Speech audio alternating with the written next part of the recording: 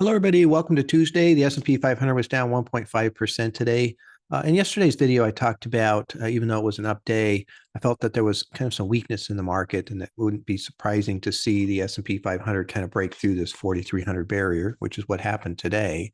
But that we do have a lot of support down in that 4,150 to 4,200 area. And so, unfortunately, in between those numbers, there's not much support. We went up through that so quickly on the upside. We didn't spend enough time there to really create any support. But there is a lot of support below us. So we probably go down to test that. So a little bit more to the downside here. And then we're either going to bounce off of that because we get to a pricing point where you've got enough people that are interested in buying. Right now, there's a net short position on the NASDAQ 100 over $8 billion, which again, it means that the people shorting are a bigger number than the people that are buying. And so that's not a bad thing. You kind of want to see that because, again, if you get a bounce off of that resistance level, a lot of those people start covering their shorts. And when they're covering shorts, they're buying back that stock and maybe driving the prices up. So we're going to have to see how what happens here. We have to assume again that we're still in an upward market, which we are. The lows that we've been establishing are still higher as far as that goes. The 200-day moving average is moving up. The 50-day moving average is above the 200-day moving average, et cetera. All the things on the checklist for me still say uptrend currently in force. Now, we break through the 4150, we start to look at possible, reversal of that uptrend. But coming down in these particular markets, again, is a normal part of this process. And we have to keep that in mind. It's not fun to have a day where the market's down a bunch, but if you want to get to a new high, sometimes you have to come down to some place that creates buying.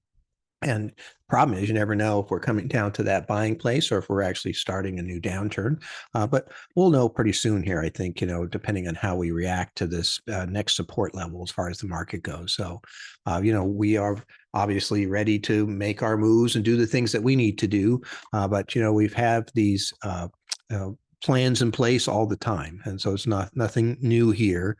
I do think it's very important as things start to get very negative to try to retain some positive outlook on what's happening here, because you can really get kind of thrown over to the other side without having some balance. And so, you have all the Fed governors coming out and talking about raising rates and having them up for longer. There's been a lot of them just in the last week. I mean, they're really working hard to get this market to come back down.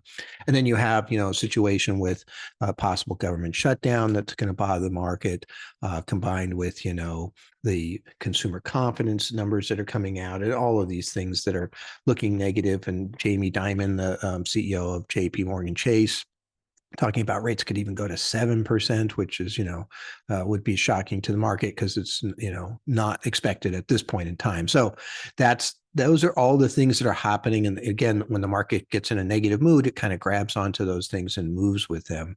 But as an investor, at least in my opinion, you got to kind of have more of a balanced outlook here. Earnings have been doing really well. The consumer has been, although in the surveys, maybe just recently more negative about the economy, they're still spending money. And that's important too. So there's a lot of pieces that are coming into play here to kind of create this soft landing. And honestly, in my opinion, a market coming down like this is how we get to the next high. And this is not unusual to see these types of things happen. So we'll see how this plays out. But look forward to being able to see how it goes. Talk to you tomorrow. Thank you.